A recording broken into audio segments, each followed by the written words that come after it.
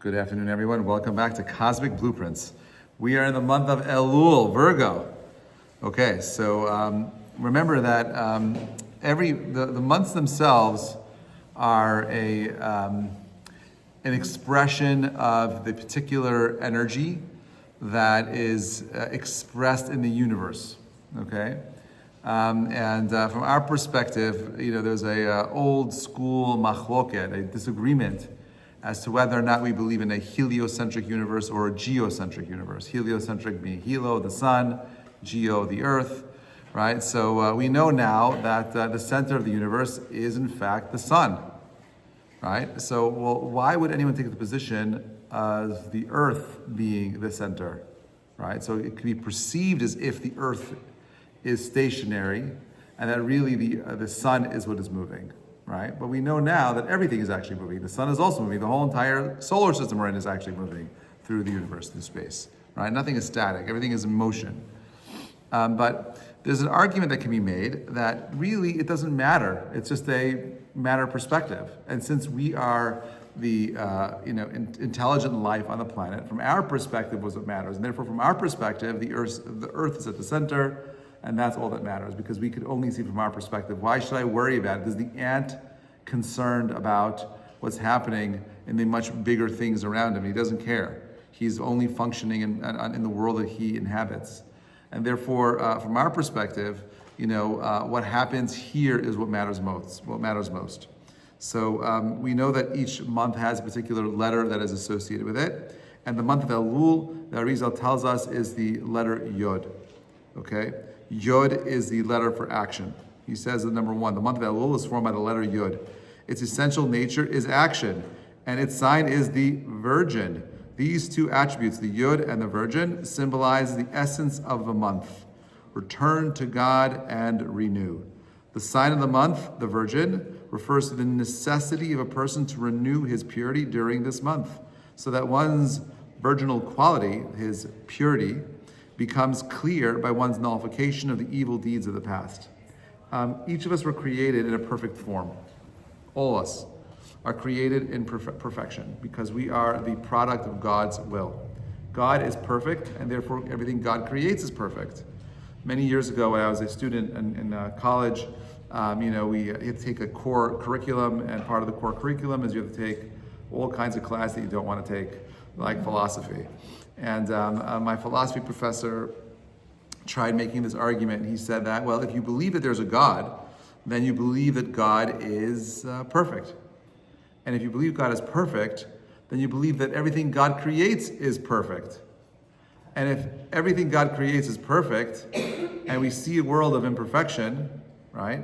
Maybe God is not perfect, right? So how do you reconcile imperfection in a world of perfection? So I quietly raised my hand. I said, is it possible that God creates a world of imperfection, and that imperfection is a perfect perfection that you and I can have in this universe? Meaning perfection can't be expressed to finite beings because it's finite. Anything finite can't be perfect, right? It's limited. It's going to contract and die and wither away, and therefore it can never be perfect. Only the infinite can be perfect, and therefore God is perfect, but the things in the physical world cannot be perfect. The month of Elul is the month of renewal. It's the month of purity. And in the same way that a Betula, a virgin, has a certain aspect of purity, what we're saying is in the month of Elul, you can reconnect to that purity. So for example, we talk about, a woman losing her Betula. We could say in the month of Elul, she could grow it back again. That you can reform that which was taken away. You can reestablish a deep sense of connectivity and spirituality in the month of Elul. She's too single. What's that? It doesn't matter if she's single or not, even if she's married. There's something, I'm not saying on a physical sense, we're talking about it clearly on a spiritual sense, right?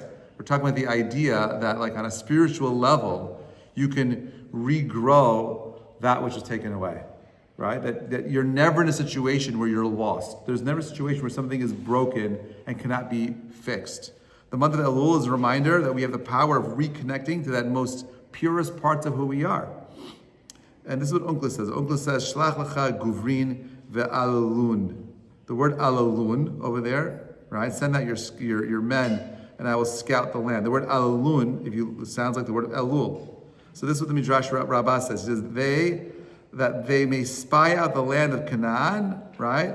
It imparts to the month of Elul its meaning of being its inspirational time for self-discovery. The spies were sent out in the month of Elul to go out and to spy out the land, right? They were there to discover and return to God. This is revealed the numerical value of the Elul, which is equivalent to that of the words of Binah, which points to the process of concentration and meditation for the sake of returning to God. Every single faculty that we have is not accidental. We know there's something called Chokhmah, Binah, and Da'at.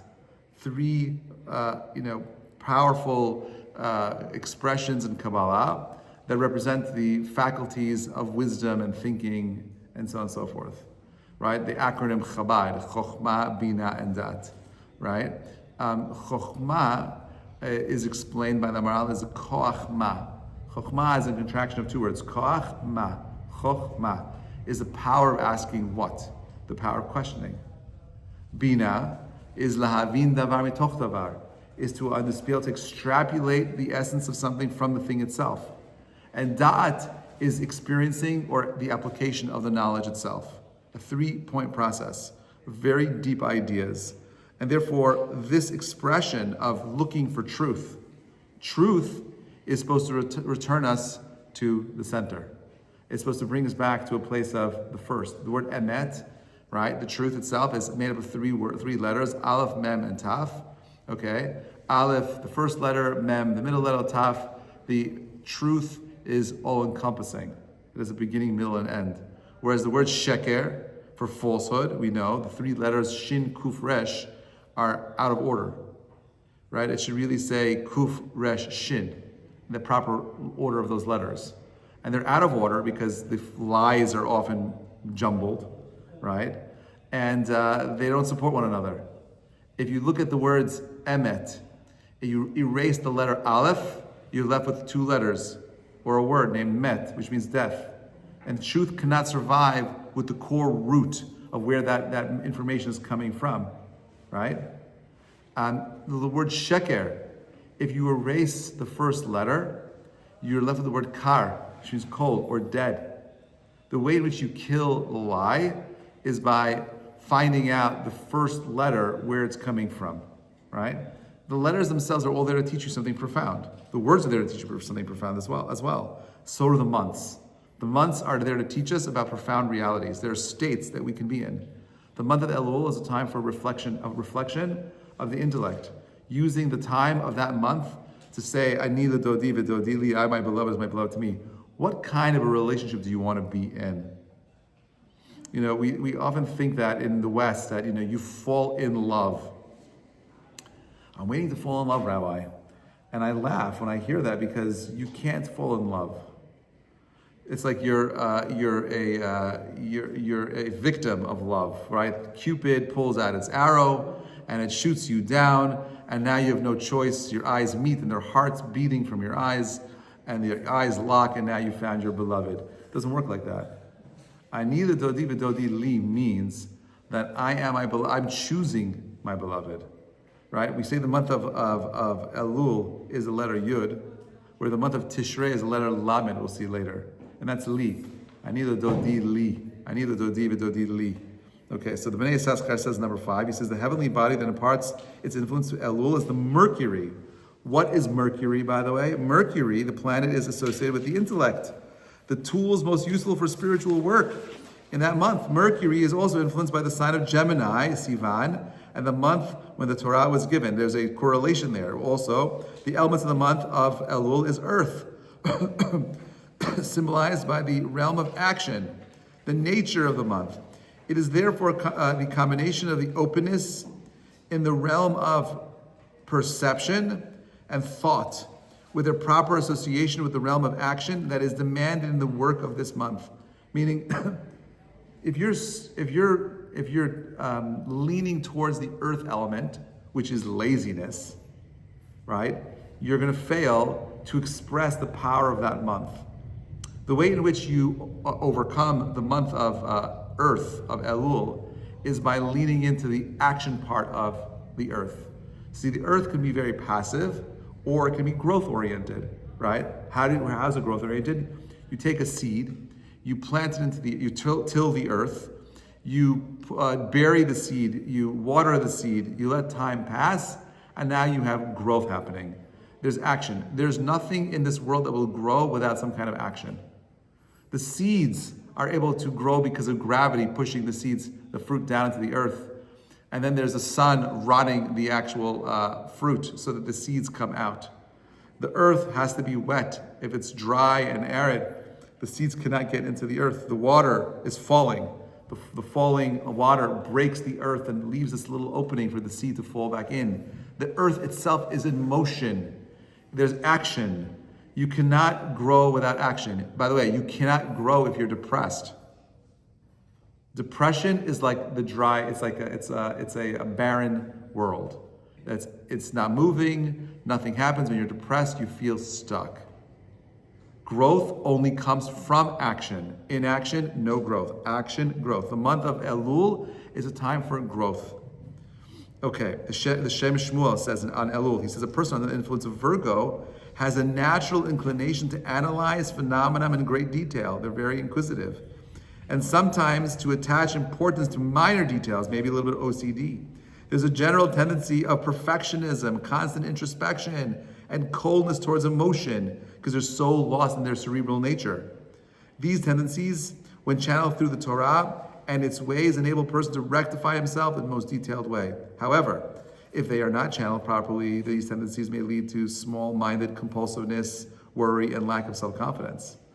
So someone who is in the month of Elul has the power of being an intellectual. But sometimes people get lost in their ivory towers. We know people I know guys who could sit in university, in a library for their whole lives. Just thinking and thinking and thinking and thinking. Did you ever hear the expression, all the ingredients but no cake? Right? That's what happens to a Virgo. He can have all the ingredients of something so amazing, but no cake. Can't produce anything. Can't create anything because he's stuck. Sefer Yetzirah says, in it, the Holy One, blessed be, he establishes the letter Yud as the king of the realm of action. Now, we know the letter Yud is part of God's name, right? Why is the letter Yud, the smallest of the letters, an expression of godliness? We believe that in godliness is something that is perfect. Perfection is godliness. The more perfect something is, the less moving parts it has.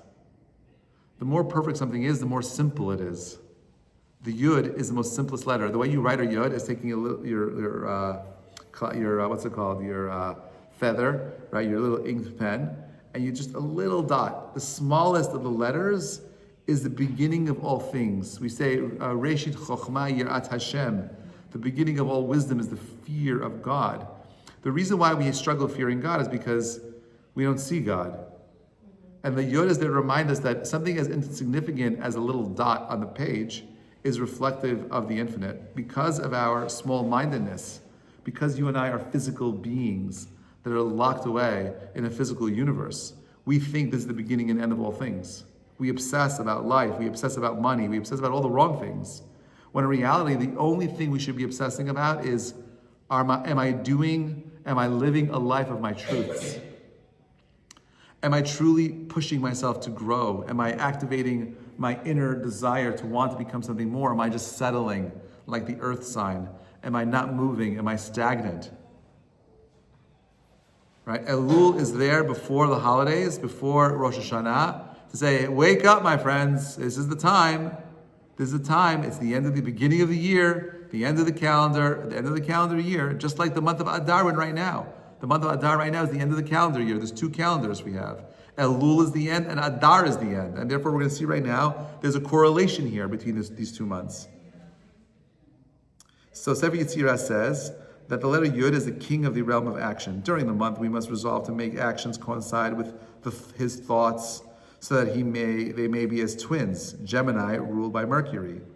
The letter Yud symbolizes thought. Correspondingly, it is within the letter Yud that the world to come, the future, is created. Therefore, through one's faculty of understanding, indicated in the first letter He of the divine name, the letter created this present world, one may lay the foundations of the world to come. It's through action and thought that you create a world to come. What does that mean? You see, every single day when you wake up, you have a choice to make. It's the most difficult choice in the world. Should I get up or should I stay in bed? Especially on a cold, dark day like today, do I really need to get up at 5 o'clock in the morning? My alarm went off at 5:15 today. And I'm like, do I have to get up? Do I have 15 more minutes? And the truth is that when you're awake, 15 minutes don't make a difference anymore in the morning. It's a lie. You're tossing and turning, you're thinking especially with slicha, right? But it's a lie. And therefore, every single day when you wake up, you should really be thinking of, not should I go back to sleep, is, oh my God, I have another opportunity to do something positive. I should be excited with opportunity, filled, swelling with joy. But I don't feel that way in the morning. I feel like, I just really could use another hour of sleep. I didn't get enough sleep. Well, what am I here for? Am I here to be awake or am I here to sleep? My wife's grandmother, I never met, but I heard her saying, it's better to be up here than it is to be down there. It's always better to be up here than it is to be down there, right? And therefore, every day is a good day. If I'm awake, I'm alive, it's amazing. It's great. Well, what do I do with it? Well, that's on you. Every single day is an opportunity to do action that brings you to Olam Haba. What kinds of actions bring you to Olam Haba? Well, the actions, for example, this month we have mitzvot. There's a mitzvah to do shalach manot. There's a mitzvah of matanot lavyonim. There's a mitzvah of giving money to the poor, giving baskets of food to a couple of neighbors to create this feeling of unity. Achdut is important. If I don't feel a sense of responsibility for the people around me, I can't elevate myself. I can't become godly. Remember, the Rambam points out that if you have an opportunity of giving $100 to one person to make a meaningful difference in that person's life, versus giving a $1 bill to 100 people, which is so insignificant, giving 100 people $1 is more important than giving $100 to one person. Why? Why is it more important? Because you need to be exercising your giving muscle. And the more you learn to give, the more you become God-like. What would this world look like if we weren't thinking about taking, if the Palestinians weren't so worried about getting their land back? What if they said, let's give back. Let's build a society together. Let's create a space for everybody. Let's build gods and show the world what we could really do. And what do they do in those 20-something years they had there? A hellhole on earth. Hell on earth. Not Gan Eden, Gehenom. It's a sickness, right? It's a mind virus. It's a sickness, right? And therefore, it's very difficult to be harsh, to show midat hadin when you see people that are poor and impoverished and have made bad choices. But that's just like a parent, to me, that gives a credit card to a child without giving them any sense of responsibility. What are you doing to that kid? You're destroying that kid. We need to be able to teach our children and the future generations to own responsibility, action, responsibility. That's what the month of Elul is here to remind us of. The Zohar says that the Chachamim of blessed memory, the fact that the faculties of understanding and insight are feminine attributes, right? The power of reason, of binah, that's associated with this month is feminine, right? What is feminine about binah? Binah is often translated as intuition. Now, what's better? Having raw knowledge or intuitive knowledge? And I'd say you need both, right? You need both. They're both important. And I would say you can't have one without the other. Because you could have all the facts, but if you have a gut feeling something is wrong with this deal or this person, you don't ignore your gut, right? Sometimes we don't give enough credence to our gut, 100%. He says, the Zohar, for this reason, the sign of Virgo is symbolized by the feminine form. The month itself is a betula, a virgin, symbolizes modesty and purity, essential traits of the true return to God. Why is that femininity? Purity. There's something about the female form that everybody notices. When a woman walks into a restaurant and she's wearing a beautiful dress, everybody turns their head. The men and the women, right? And each having different kinds of thoughts when they're looking at this woman walk through the room. But everyone notices her. right? I've said this before. For every 10 selfies that are taken, and 9 are taken by women, and 1 by men, right? Is that crazy? Why do women take so many selfies? Because on a subconscious level, every single woman wants to be noticed. She wants to be noticed. And everyone wants to notice the feminine. And therefore, yeah. My husband says, for men, it's important to keep, to be shomer brit, but the equivalent of shomer brit in the women is tzniut. It's true. Yeah, so Baruch atah Adonai melech haolam shehakol nihya bidbaro. She said that, her husband said that for a man, his challenge is to be shomer his brit, to make sure that his brit is sanctified, and for a woman, the equivalent is her modesty.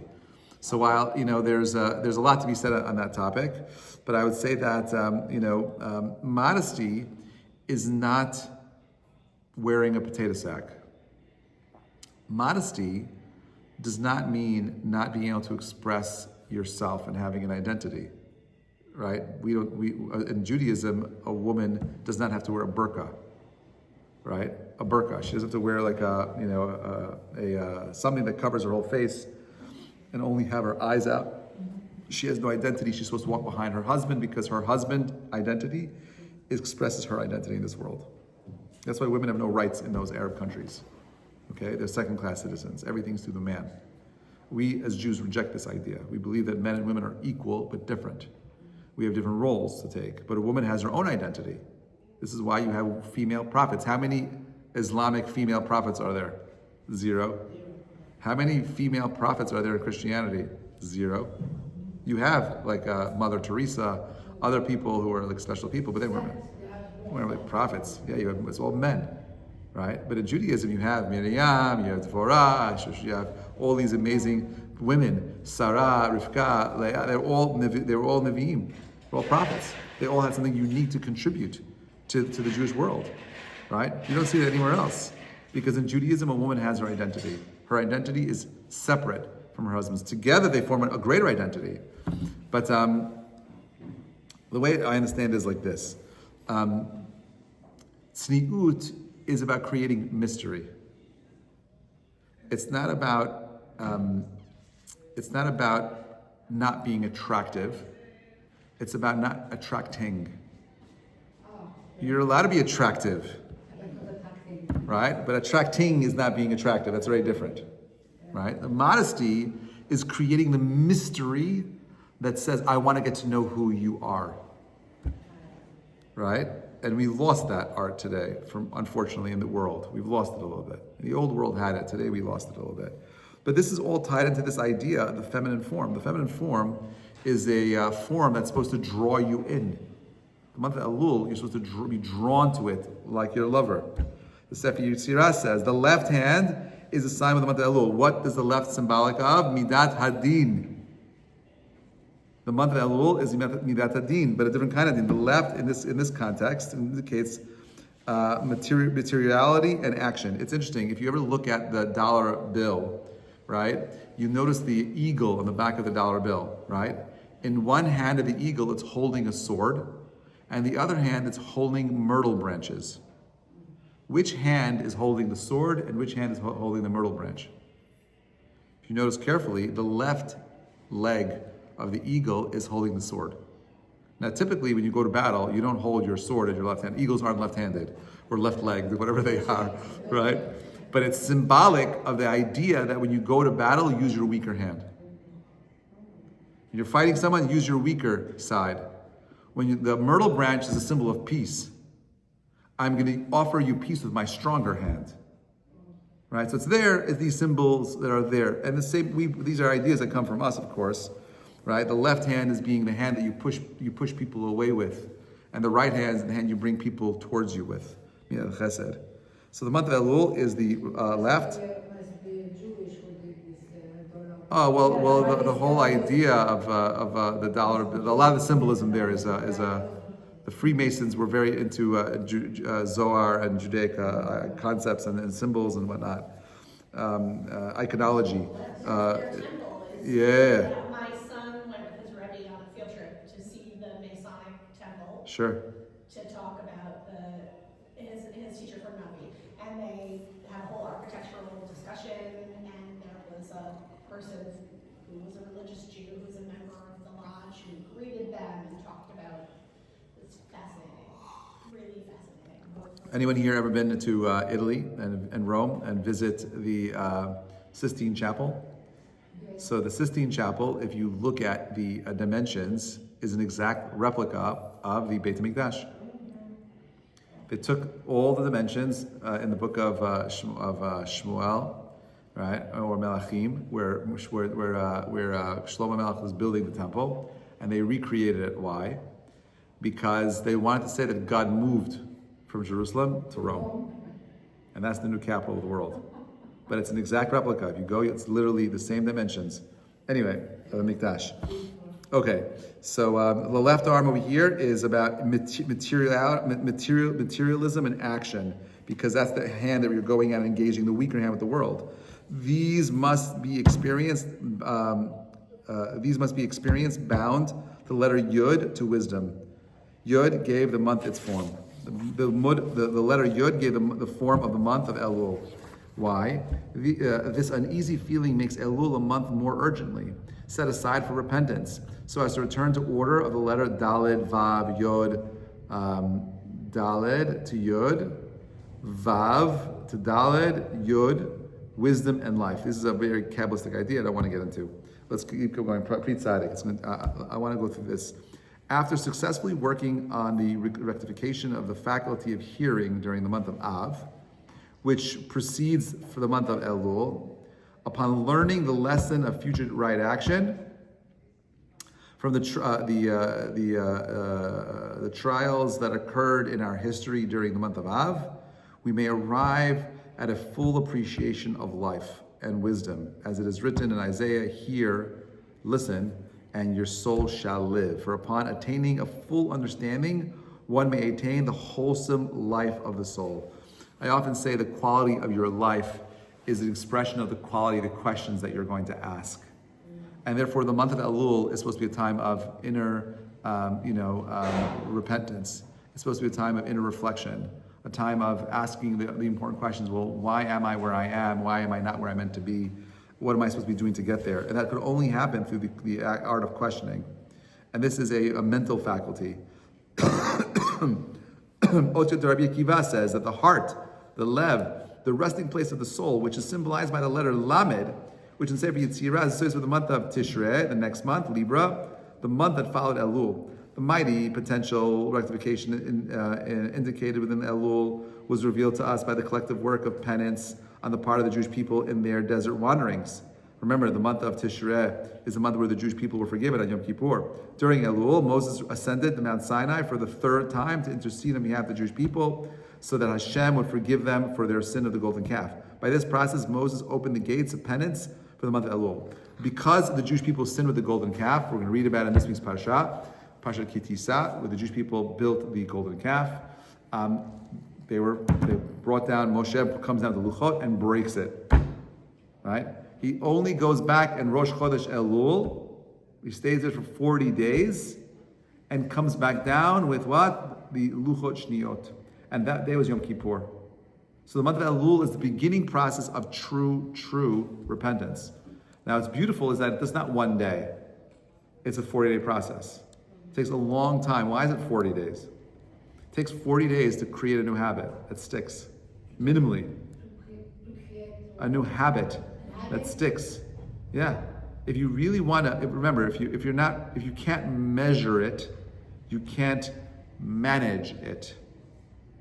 If you cannot measure it, you cannot manage it. So what am I talking about? Let's say you're struggling with, a particular trait. You're not patient enough. You're not kind enough. You get angry very quickly. You're a poor listener. And you want to fix those traits. How do you fix it? Well, the first thing is you got to understand what the good traits are that you want. And then it's, okay, well, am I being mindful of it every single day?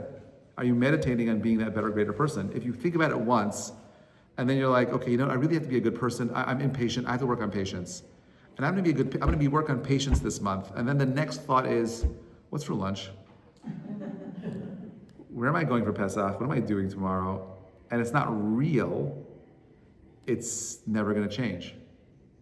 So how do you make something real? By measuring it. How do you measure something? You write it down every single day, a journal. I am going to work on patience today. And every single day in the morning, I'm going to think about a scenario where I was more patient. I'm going to try to bring the idea, the concept of patience into my life. And I'm going to think about it every single day for 40 days. I'm going to write it out on a piece of paper. And at the end of the night, before I go to sleep, I'm going to write, today I was not patient, or today I was very patient. Once you start being aware of something and it's consistent every single day for 40 days, if you measure it, you can manage it. If it's not measured, you're not managing it, you're not growing. Elul, by the way, we do this also, we're supposed to be doing it, God willing, after Pesach, on the second night of Pesach, we start doing the what? The Omer. The Omer is also supposed to be a measuring of midot. And what do we use? The Sfirot.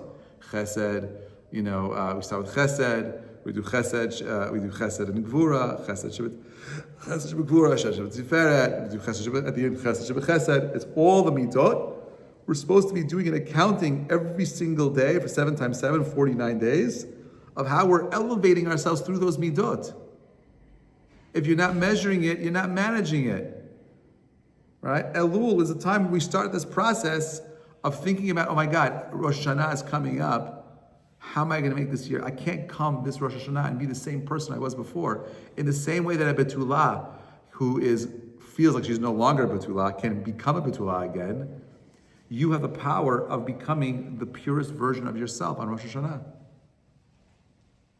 And that's what Elul is asking us. So what do we do in Elul? We get up every single day, we do slichot. We say it every single day because if I am not asking God to say I want to be different, and if I'm just singing the songs because I like the songs and I don't understand the meaning, I'm missing the point. Right? I want to become something more. Elul is asking, well, how are you going to come back? How are you going to become that pure version of yourself again? How are you meditating that? What does the world look like for human beings? We actually teach people to be more mindful of the time they're in and work on themselves. It's not just running out and building and creating and money and power and real estate and vacations and all the things that keep a society as superficial as it is. I'm not saying you shouldn't do those things. Go out, have fun, go drink, go party, but not at the expense of not investing in the self, because we know we're here for a short period of time. We say, Olam hazeh prusdor l'olam haba. This world is just a corridor to another reality. In the same way that a fetus dies in its mother's womb for it to become alive in this world, we will die after 120 in this world, in this womb that we're in, and come into another world. This is a transitory space. And what can I control? My response. That's all I have. How do I use time to express my response? Every month is there to help you work on a different midah. And the month of Elul is about returning to that greatest part of the self, the higher self. Number 12, the tribe that is associated with the month of Elul is Gad. Who is Gad? The warrior tribe. The Midrash states that the prophet Eliyahu ha-Giladi, right? So he's from the tribe of God.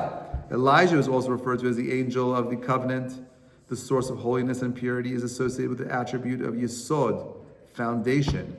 The attribute Yesod is the vessel of the covenant and is called Tov, good. The sign of this month, the virgin, is associated with the principle as stated in the Proverbs 18:22. What does it say there? Matzah isha, matzah tova, v'yifak ratzon mi Hashem. Right? He who finds a wife has found happiness. What does that mean? What is the happiness of marriage? Did you know that the divorce rate, if we just look at the first-time marriage rate in this country, is about, no, it's a little bit less, it went down, it's about 50%, around 50%, okay? So when you add second-time marriages to the mix, the divorce rate in this country is at 72.5%, which means 2/3 of all people that get married at some point get divorced. If you knew that 72.5% of all airplanes crashed, would you fly? I hope not, right? So let's look at that smaller number. You have like 26% of people that are married. How many people that are married, not divorced, happily married? 50%. So 13% of people that are married are happily married, right? So that means out of 100%, it's a tiny number of people. So when we say matzah isha, matzah tova, what are we talking about? Well, it depends on your attitude. If you think that a spouse is just someone that you're taking from, someone who's supporting you, who's providing for you, and you don't see the value in not just a give and take relationship, but that the relationship creates the challenge for you to grow, you're missing out on what the purpose of marriage is, right? My wife and I see the world very differently. I'm a man, she's a woman. I am a big picture guy. I like to see if we go to the museum and we're looking at a painting, I see the forest, I see the mountains, I see the clouds, and she will see the small guy on a little boat in the middle of the lake. And I don't care about the guy in the lake, I care about everything else but what's in the middle of it, right? But together, I get to see something in that painting that I could never see on my own. That's the purpose of marriage. The function of marriage is for you to see the world through the eyes, the lenses of somebody else. And in that process, the way you perceive the world grows. That's what Hashem wants. We are incomplete. You think that you can see the world, you can't. You can't even see yourself. You're always looking outward. You're never looking inward. And who knows better than your spouse what's going on inside of you? They see everything. And by the way, if you think it's your spouse is bad, your children are even worse. You could trick your spouse into thinking that you're great, but good luck with your kids. They will see everything. A whole different world. B'nai Yisrael, number 14 says, so true, right? He says as follows, he says, of the winter months, the month corresponds to Elul is Adar, Pisces. That's the month we're in right now. The sign is fish. The fish, whose source of existence is not separated from its environment, meaning the fish can only live in water. The water is a symbol of holiness and purity. And therefore, of the sixth attribute, Yesod, is supposed to be something that is also pure. It is with this attribute, the sixth of the summer months, Elul, the sixth of the winter months, Adar, culminate. Both months represent the end of the calendar. Both are number 6, depending which calendar you use. The letter Yod, whose numerical value is 10, denotes the full blossoming of the summer. The letter Kaf, that form the month of Adar, we said Kof. Remember that the month of Adar is Kof, right? Right? It's a copying month. And the letter Kof that is formed the month of Adar has a numerical value of 100. Interesting. 10 times 10 is 100. And therefore, the month of Adar is the fullest expression of the month of Elul. Both supposed to be a time of repentance. What do we say? What's the holiday in the month of Adar? Purim. Very good. What do we say that Rizal says? That Yom Kippurim. Yom Kippur is a day like Purim. Well, what does that mean? That implies that Purim is greater than Yom Kippur. Why would that Rizal say that? Well, let's think about it. Both months represent a different type of conclusion, right? In the month of Elul, right, we are coming to God out of fear. In the month of Adar, we're coming to God out of love, simcha. And therefore, Purim is greater than Yom Kippur. Connecting to God from a place of happiness, simcha, is way better than a place of yirah, of awe. He says the letter Yod was number as 10, so then the Adar, the month we're in, is 100 times greater. Remember that in Judaism, the bigger numbers are just an expression of the first time that smallest number comes out. So for example, when we talk about the number 70, we say the number Yain. Yain, Gematria is 70. So really 70 is 10 times 7. And therefore, in the same way that the number 7 represents transition, how do you see transition in 7? Ben Kodesh L'chol. 7, Shabbat, transitions us away from the work week into the Shabbat day. 7D is also transitioning. You see it in wine. Wine transitions you from a place of being closed to a place of being open. Nichnas yain yotze sod. The wine goes in and the sod comes out, right? It's a transitionary. So 7D is the greatest expression of that time that it is expressed. 10 is the greatest expression of 1, and 100 is the greatest expression of 10 and 1, right? And therefore it is this maximizing expression. We don't care about the number 1,000. There's no number 1,000. It's just a multiple of 1 with more zeros at the end of it. Okay, so he says as follows. He says that, where was I? The month of American Value marks completed both summer months. He says, Adar is a numerical value of 100. It calls forth the end of the winter months, and its numerical value marks the completion of both summer and winter general completeness. Ibid. He says the combination of the divine name associated with the month of Elul is He, Vav, Yod, the feminine letters. The two Hes precede the two masculine letters Vav and Yud. This symbolizes the spiritual work from below, in order to arouse divine response from above. The clear flow of Hashem's divine influence was interrupted by our sins, and is returned by our return from below to above. This process of returning expressed in the verse of the Song of Songs, Ani Dodi v'Dodi li, haroeh b'shoshanim. Right? I, my beloved is to me, right? He browses among the lilies or the roses. This concept of flow in the universe is important. There's two kinds of flows. I believe this is what the Magen David is actually. The Magen David are two triangles that are inverted, one over the other, right? And they represent the upside down triangle, which is God's flow to down here, and the regular triangle, which represents man's flow, our action from here going up. And they correspond almost like a yin-yang, but we don't think of it like a yin-yang because yin-yang are equal, right? But there's difference. There's man's action, which is a feminine action, right? And there's a masculine action, from top down, bottom up. The month of Elul represents our creating an action from below. The month of Adar, by the way, okay, is top down. Okay, different time. The month of Nisan is also top down. But the month of Elul is bottom up. Tishrei is also bottom up. Different power. How do I tap into the power? I need to make the action down here. I got to do something here to bring down this power. Some months it's automatically there. The month of Nisan, the month of Adar, you have to create the happiness, right? But there's already a flow in time. How do you see it? You'll notice by this weekend, if you walk in Central Park, you'll start seeing little buds on the trees. It's going to start happening right now, right?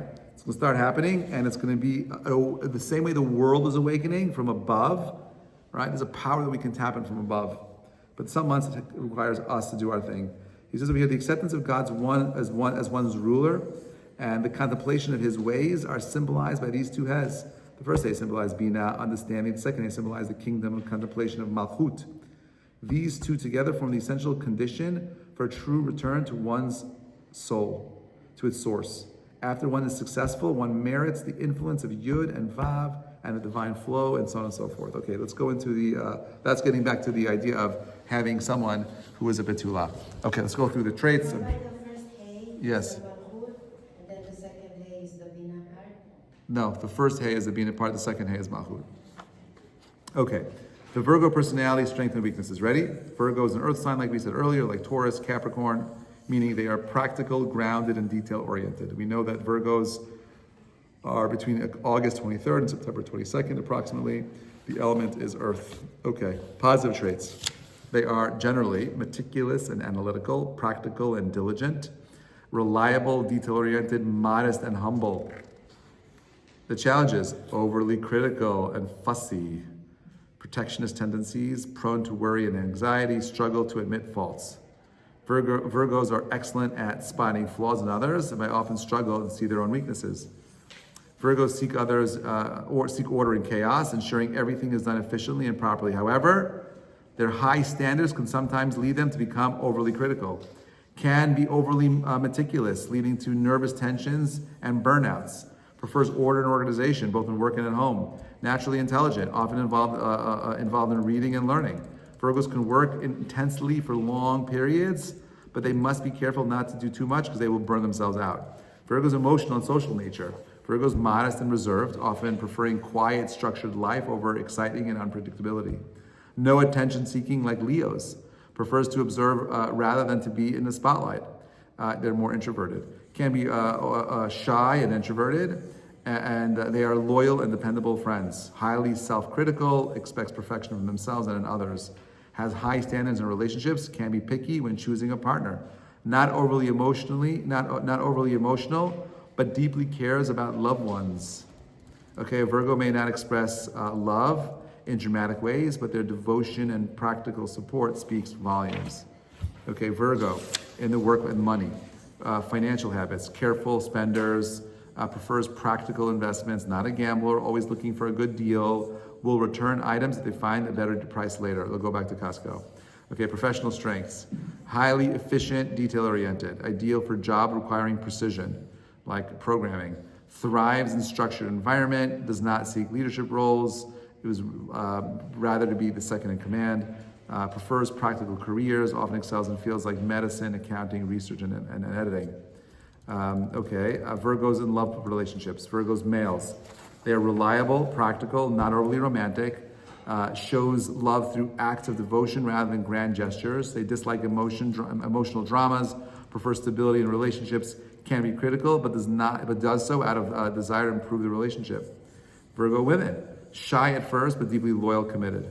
Very organized, detail-oriented in household matters. Has high standards, expects cleanliness and order in the home, not extravagant, prefers practical and meaningful gifts. Children are often neat, disciplined, responsible from a young age, enjoys structure, thrives with clear rules, expectations.